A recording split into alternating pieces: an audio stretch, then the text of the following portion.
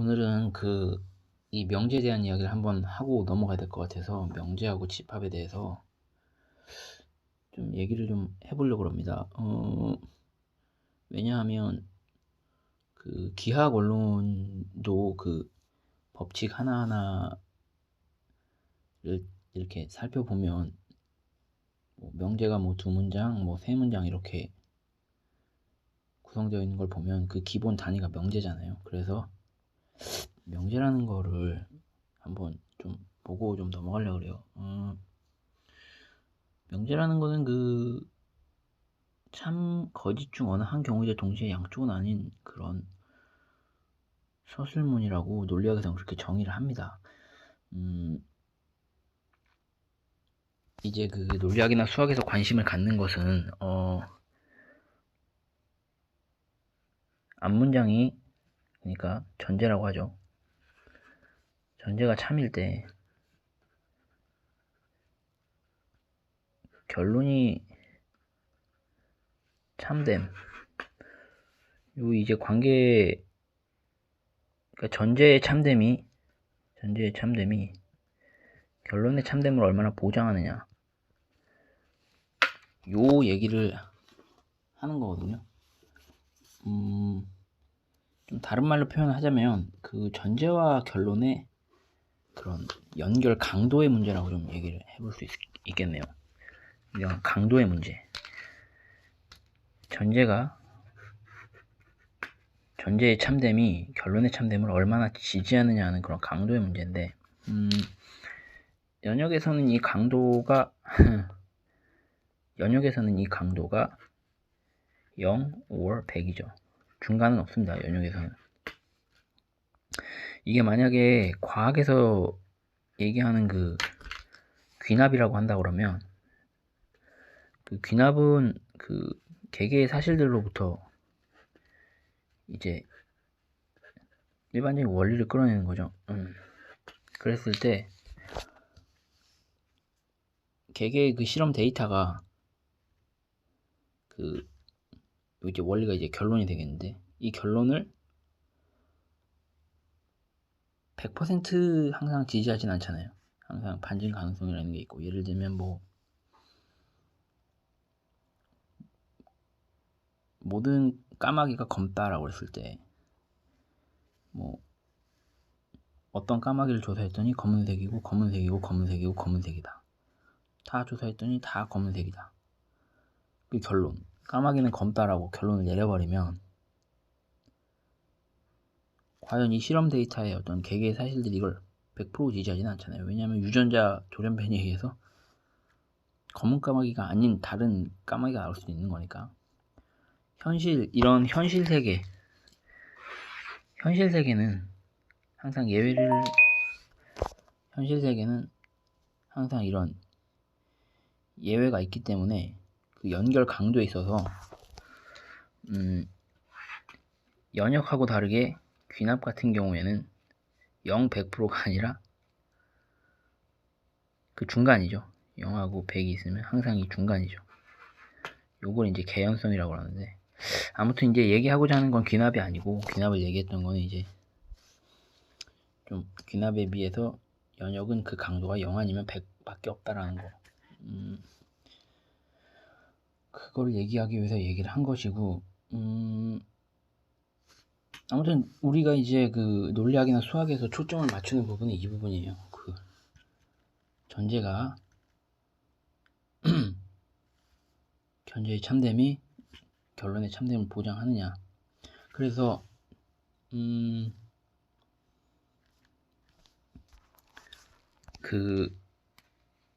명제들이 어떤 내용을 가지고 있느냐는 이렇게 걷어버리고 전제를 이제 P라고 할까요? P라고 하고 결론을 이제 Q라고 하면 이 둘의 상대적인 어떤 그런 논리적 관계만을 생각하기 위해서 내용은 걷어내고 뭐만 갖고 오냐면 형식만 갖고 오게 됩니다.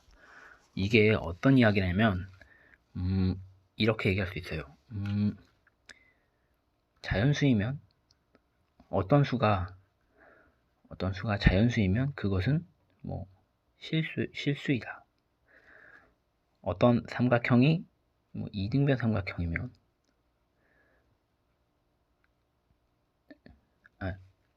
아니죠. 어떤 도형이 삼각형이면 그것은 다각형이다. 그랬을 때 이 둘이 뭐 자연수이다, 실수이다, 뭐 삼각형이다, 다각형이다 이런 내용적인 거는 걷어내고 그 어떤 P와 Q 사이의 어떤 그런 관계만을 봤을 때 자연수이면 어떤 수가 자연수인 것이 참이라면 그것이 실수인 것도 참이죠. 그리고 어떤 도형이 삼각형인 것이 참이라면 그건 다각형이라는 것이 참입니다. 즉 여기서는 뭐냐면 전제의 참됨이 결론의 참됨을 보장하고 있어요. 그쵸? 그런 측면에서 보면 이 두 개는 P이면 Q이다라는 그냥 형식 언어로 표현할 수 있는 거예요. 이 내용만 딱딱 걷어내고 나면 이게 좀 이해가 되실까요? 그래서 제가 이제 이렇게 다시 이렇게 좀 써봤는데 이게 좀 잘 보이려나? 지금 보면은 여기 일상 언어에서 형식만을 이렇게 갖고 와요. 왜 형식만 갖고 오냐면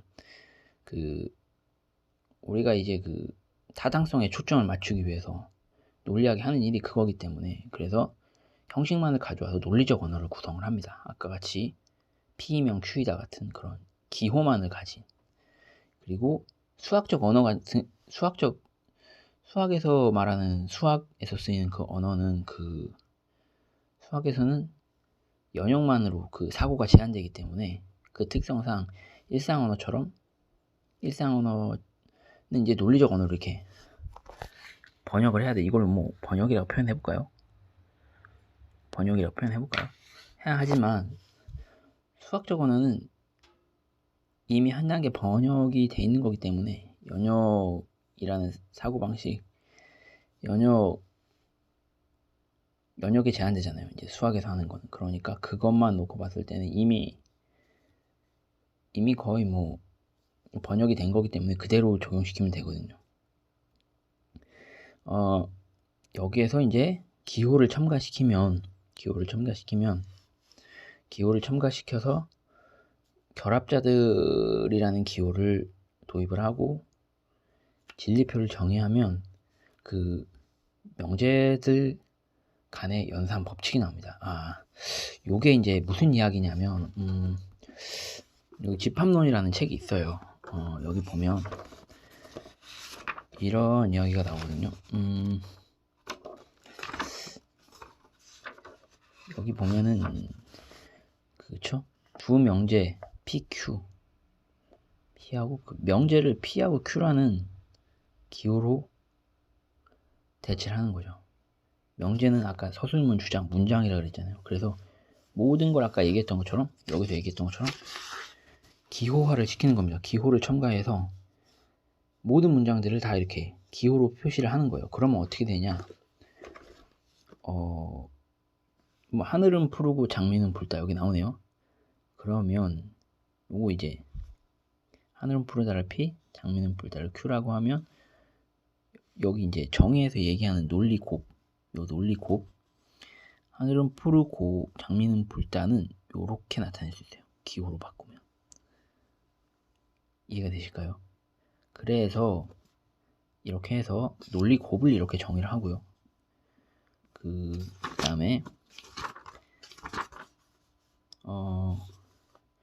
이렇게 논리합도 정의하고 그 다음에 논리적으로 동치도 정의를 하고 그 다음에 조건부를 정의하고 쌍조건부를 정의합니다. 이 결합자 5개는 되게 중요해요.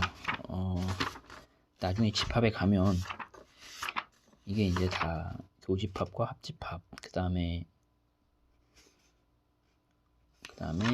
그 두 집합이 같다 동치 그 다음에 이제 부분집합 뭐 이런 식으로 다 이게 기호가 대응이 되거든요. 그걸로 변환이 되니까 아까 얘기했던 것처럼 지금 결합자들이라는 건 별게 아니고요.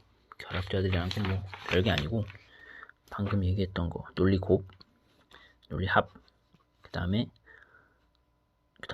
동치, 그 다음에 조건부, 쌍조건부. 요 쌍조건부는 뭐냐면 요게 성립하고 요게 두 개가 성립하면 요거를 하나로 표시한 거예요. 요렇게. 그래서 요 5가지. 요걸 가지고서 이제 논리학자들은 타당성을 이제 검증하기 위해서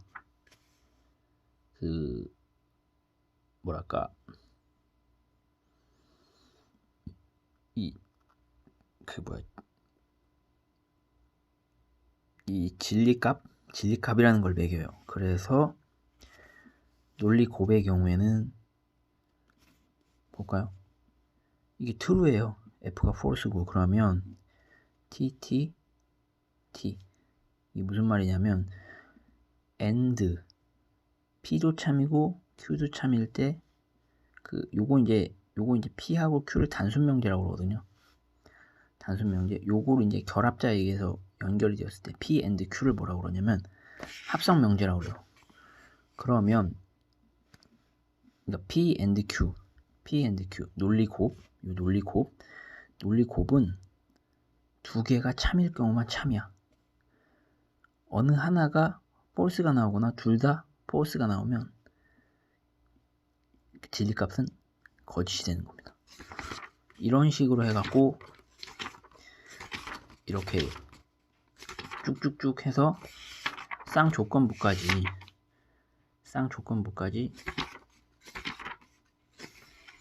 정의를 해 놓으면, 그리고 여기 항진명제 이런 것까지 다 정의를 해 놓으면 정리가 나와요. 이렇게 합의법칙, 연산자들에 대한 법칙이 나오거든요. 이런 식으로 이중부정법, 교환법칙, 역등법칙, 대우법칙, 드모르간의 법칙. 이거 사실 이거는 다 증명을 해야 됩니다. 법칙이잖아요. 정의는 우리가 이제 그대로 받아들이는 거고, 법칙은 다 증명을 해야 되기 때문에 이런 식으로 증명을 하게 되는 겁니다. 그래서 지금 보면은 기호를 첨가해서 이 결합자들을 정의하고 진리표를 정의해서 명제들 간의 연산 법칙이 나온다는 것을 알았다는 거. 이 연산 법칙을 왜 만들었을까요? 아까 처음에도 얘기했지만 타당성 검증을 위해서 만든 거죠. 타당성 검증을 위해서 만든 거죠. 여기가 초점입니다. 여기에다가 칸토어라는 사람이 이제 집합론의 창시자예요. 그 사람이 일단 집합론이라는 걸 만들었는데, 여기다가 이제 집합에 대한 이론을 결합을 시키면 이렇게 얘기할 수 있죠. px라는 거를 만족하는 x의 모임을 이제 집합이라고 이제 규정을 합니다. 이렇게 조건 px는 뭘까요? px, 이 x 자리에 a를 집어넣으면 참 거짓이 되는, 그러니까 x 자리에 a를 집어넣으면 명제가 되는 그런 걸 가지고 조건이라고 합니다. 그러니까 조건에다가 오로지 a가 들어갔을 때 이제 명제가 되는 거죠. 그때는 이제 참거짓은 그때 따라 다르고요. a가 뭔지에 따라 다르죠. 한번 얘기를 해보면 이런 거죠. 예를 들면 조건 px를 x 플러스 1 이퀄 2로 놓기로 하자. 이게 이제 조건이 되는 겁니다. 그러면 x 자리에 3을 집어넣으면 어떻게 될까요? 이건 거짓인 명제가 되는 거죠. x 자리에 4를 넣어도 거짓인 명제가 되는 거죠. 그쵸? 그러면 x 자리에 1을 넣으면 참인 명제가 되는 거죠. 이해가 될까요? 합성 명제를 한번 새로 한번 또 생각해 볼까요? 합성 명제 이런 걸 한번 생각해 보죠. 이런 거.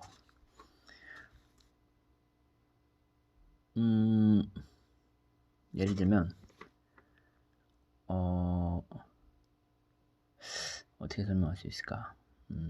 x 곱하기 0 0은 0이다. 여기서 x는 x에 1을 넣을까요? 요거 이제 px라고 하고 x에 1을 집어넣으면 1 곱하기 0은 0이니까 그쵸? 2 곱하기 0도 0이니까 1과 2는 1을 넣었을 때 조건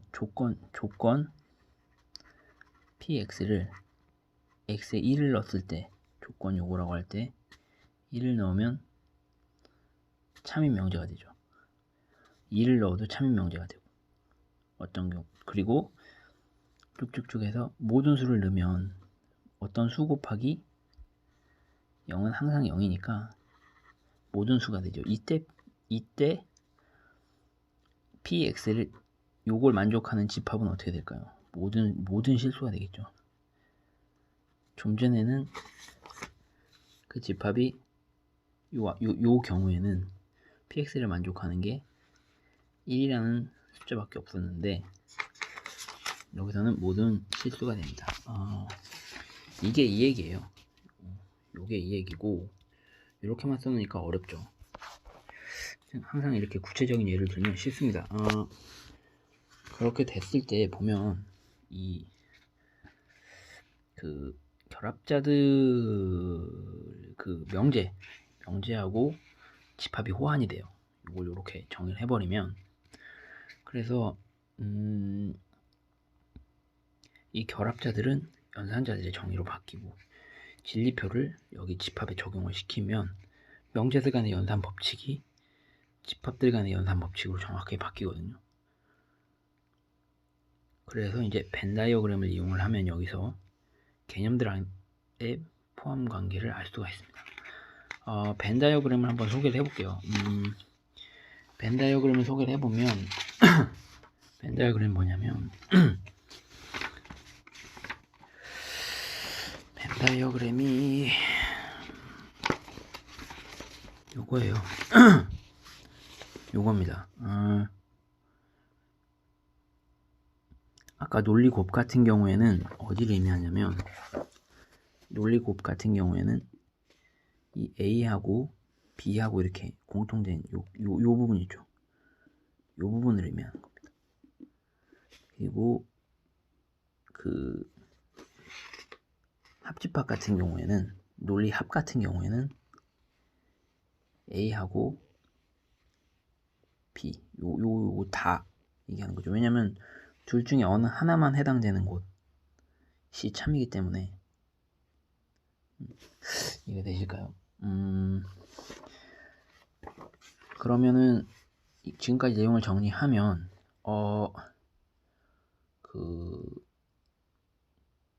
우리가 이제 언어를 기호화해서 논리적인 그 기호로 대체해서 논리적인 어떤 뭐라고 할까요? 논리적 언어를 구성을 해서 그걸 이제 결합자들이나 진리표를 가지고 명제들 간의 연산 법칙을 유도해내고 그 다음에 거기에 집합의 개념을 더하면 우리가 이제 명제들을 어떤 문장을 봤을 때 자 잠시만요. 요게 우리가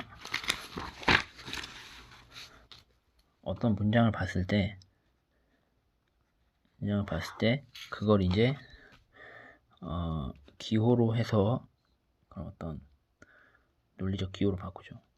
기호로 바꿔서 이제 여기서 이제 기호화 단계를 좀 더 단순화시키고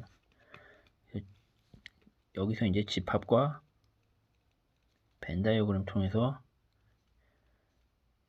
뭐랄까 그 이미지화 시키는 거죠.